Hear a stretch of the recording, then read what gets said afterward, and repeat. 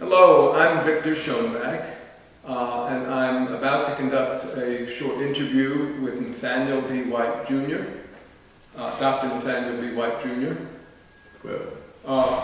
ABD. And we're in Atlanta at the Veranda at Scholars Lane. You're awarding me an honorary doctorate? I would love to. And maybe we can put in a recommendation and see if we get it approved. Yes. And today is Sunday, April the 7th, 2019.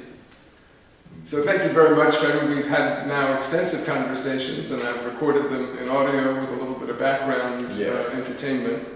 But I wondered if we could start with just a brief. You were born in Durham, North Carolina, and your parents were just a couple things like that? Okay, I was born in Durham, North Carolina, August 10th, 1945, in Lincoln Hospital, a black hospital in the city of Durham. My parents were Nathaniel Bradshaw White Sr. and my mother, Jean Elizabeth Briscoe White. My father had migrated after graduating from Hampton Institute in printing education to Raleigh, where he was the printer for the Carolinian newspaper. And 2 years later, his brother, George White, Day F. Reed Sr., and Melvin Kit Swan moved to Durham to manage Service Printing Company, a company founded in 1931, and they began managing it in 39, and bought it from the owner in 1941. And your mother? And my mother was from Washington, D.C., who used to visit an aunt in Norfolk each summer, where my father delivered the Journal and Guide, and we used to joke that he met her as he was collecting for the newspaper.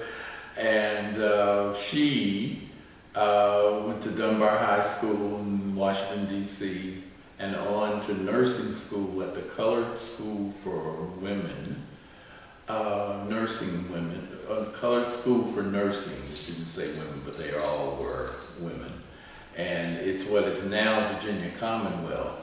And the nursing school at Virginia Commonwealth was a merger of the colored nursing school with the white nursing school. And she ended up with training at a sanatorium, passed her boards with honors to become a registered nurse, and was working in New York at a sanatorium, which ironically my uncle had been a patient in years earlier. This was he TB, had tuberculosis.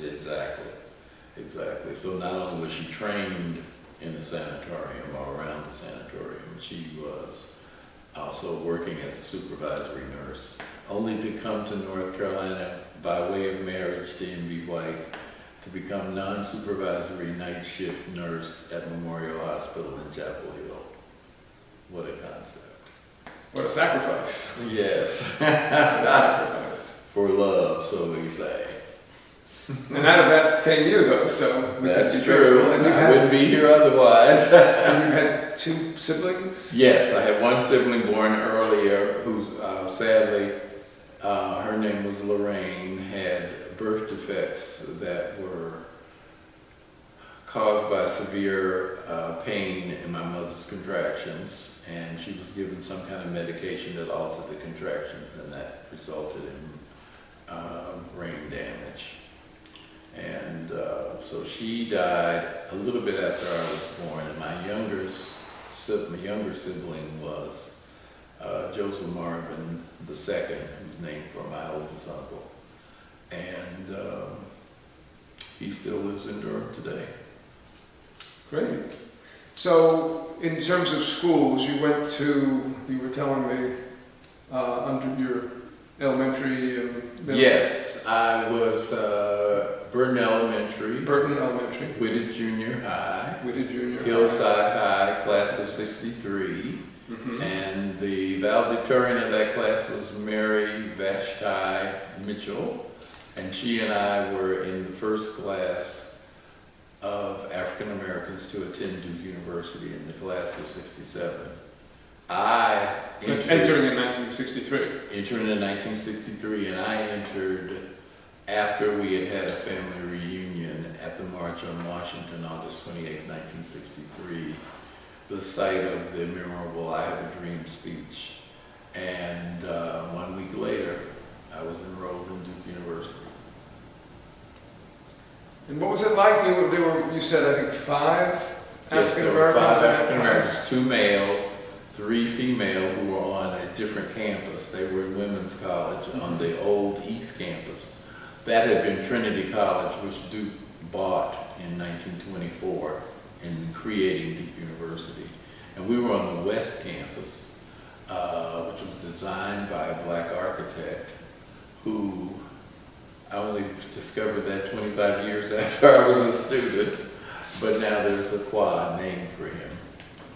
And so much has changed, but my experience was to never have a class with another African American, never have an African American professor, and to be, I guess, if I have a claim to fame, I'm the first African American to finish as a math major at the Duke University.